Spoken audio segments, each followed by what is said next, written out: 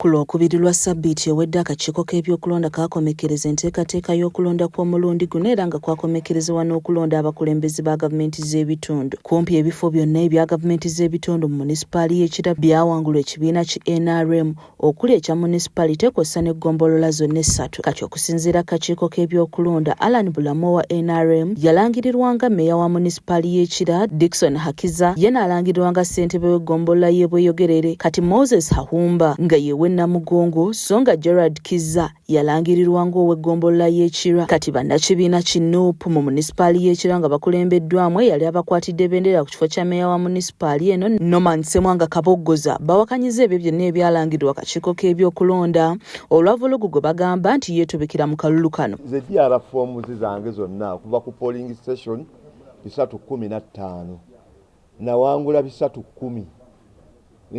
Oyo gwe balangiridde NRM teyawangulamu wadde n'emu. Nga neewuunya omukazi bambi yavaayo n'empangula n'obululu 179 owa NRM nga ye yali owookusatu yawangula n'obululu 89 ne bakwata obululu 10 ne babugatta ku ye n'aweza obululu 1089. Funa obululu 163 nga ndi wa NUP. Omukyala gwe balangiye wa NRM Yasemera Patience yafuna obululu 363 nga mukubye difference ya bululu 7. Batubuulidde nga bwe baava mu bifo ewalonderwange ng'ebisinga babiwangudde wabula nga kyababukako ate okutuuka ku kitebe ky'akakiiko k'ebyokulonda ewa Kiso nga balangirira birala. Balumiriza nga bwe waliwo n'ebifo ebyalangirirwa kyokka ng'obululu businga abalonzi. Wali ne batandika okwogera yafunye 5, yafunye 6, yafunye olaba bagamba n'olunana nga tewaliwo polling station n'emu ewezaako balonzi 8. Ne mu kulonda kuno kwennyini kwe tubaddemu teriiko polling station ewezezza abantu 1,300. Kuno tekwabadde na kulonda.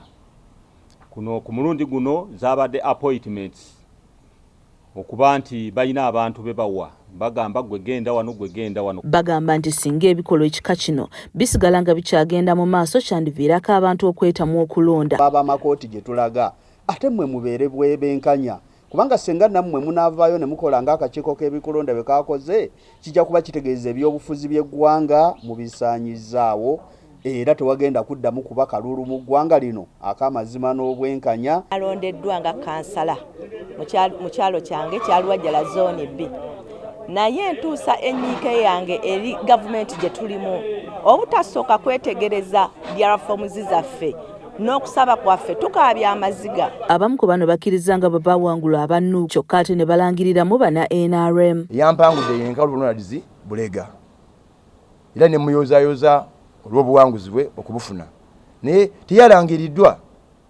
Balangiddewo NRM ate yabadde nga tanala bulu bwafunye naye nga olwedde yali yeewana ddanga niwanafuna akalulu kamba bagenda mukola ki kumulangirira. Nga bayita munnamateeka wa National Unity Platform era nga ye mubaka wa Kira Municipality omulonde George Musisi bano bakuddukira mu kkooti okuwakanya ebyo ebyalangirirwa. Kkooti temubeeramu butali bwenkanya neffe olw'abantu abaatuwadde obwesige nate obululu obungi bwe butyo tulina okukozesa ekiri mu mateeka. Lwaki tukiteeke ku rekodi ya kkooti era tumanyi nti tujja kusobola okuggyayo obuwanguzi ku bantu bano abamu abanyazi. Ffe ekyaffe kyakuteeka ensonga zaffe mu maaso ga kkooti kuba bakandidate bano bonna balina declaration form. Okusinziira ku bannakibiina ki Nuupu, emivuyo egisinga gyonna gyakolebwa ku kitebe ky'akakiiko k'ebyokulonda ewa Kiso ewali waggatirwa akalulu era nga bawakanyizza byonna ebyava mu bitundu eby'enjawulo nga byabalirwa ku disitulikiti eno ey'ewa Kiso. Brian Kiberu yakusakidde emboozi eno ku lwa KSTV Agaleero.